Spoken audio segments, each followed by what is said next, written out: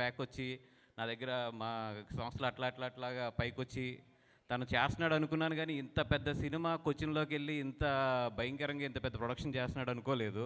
Shyam, I'm really happy for you. And